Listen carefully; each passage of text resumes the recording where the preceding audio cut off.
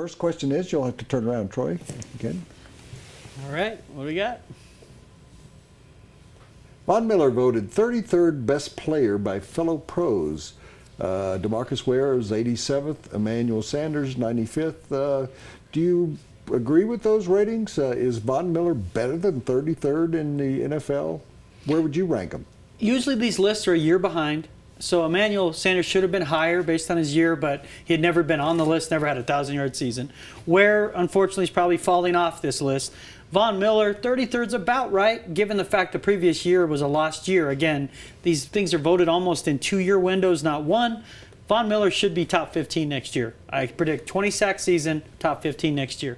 Okay, I would say that he is better than that. I would put him in the top 20. Because if you talk about Watt, who would be in the top 5 or 6, wouldn't you? Second, maybe, or third. Well, I guess depending on what you do with the Von Miller is probably the 4th or 5th most publicized defensive player.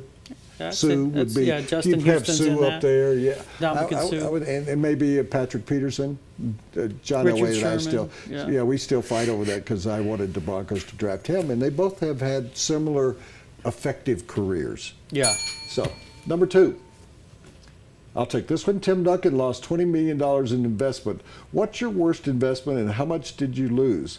I once was told by some inside people that a tire company was coming out with a tire that would never go flat, that it was going to be perfect, it would last 100,000 miles. So this wasn't inside information from the tire company. It was somebody who followed stocks and followed tire companies, I guess. And I invested, I think, $10,000, and I lost it all. The tire company, I think, went out of business. My worst investment, spending 15 years covering the Rockies. Pretty easy. How much did you lose? Just pride, dignity, 18 time. pounds. Gained 50 pounds. Number 3, would you want Lance Armstrong riding in your event? And he's going to ride in a segment of the Ride to Rockies, which is sponsored by this company we work for, the Denver Post. Do you think it's right to let him ride an event? Not a competitive event. Things like this, I guess, are not technically competitive. It's more of a camaraderie and start a task, finish a task.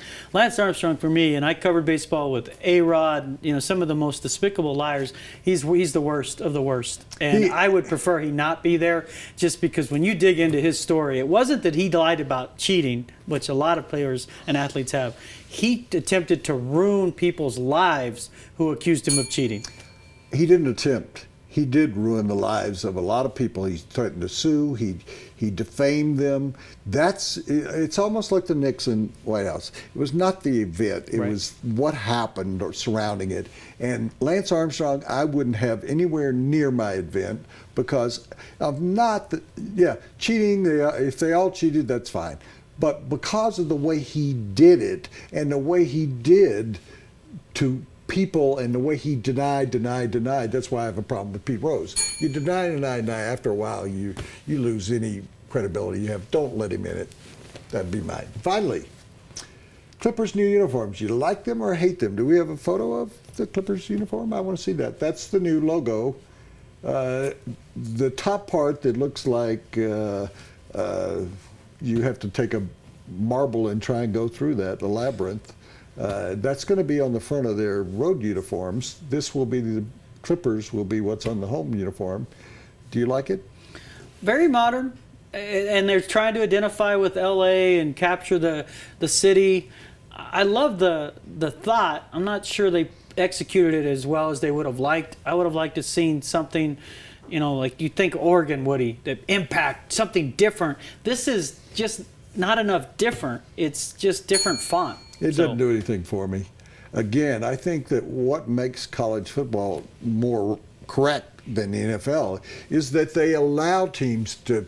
Right. You don't have to wait 3 years for marketing plans, and I understand it because you've got all those teams and you change logos all the time and change uniforms makes it difficult. This is the same league though that allows them to wear Christmas Day uniforms, All-Star, They wear all those different black uniforms. Everybody's got a set of black uniforms. What difference does it make?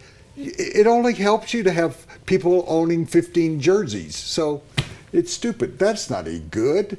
That is something I would do in my spare time. When I was in high school, in the 8th grade, I would have done something like that if I were a fan.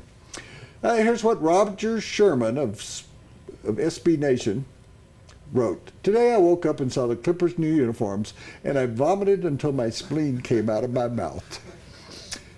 That's pretty right on, I believe.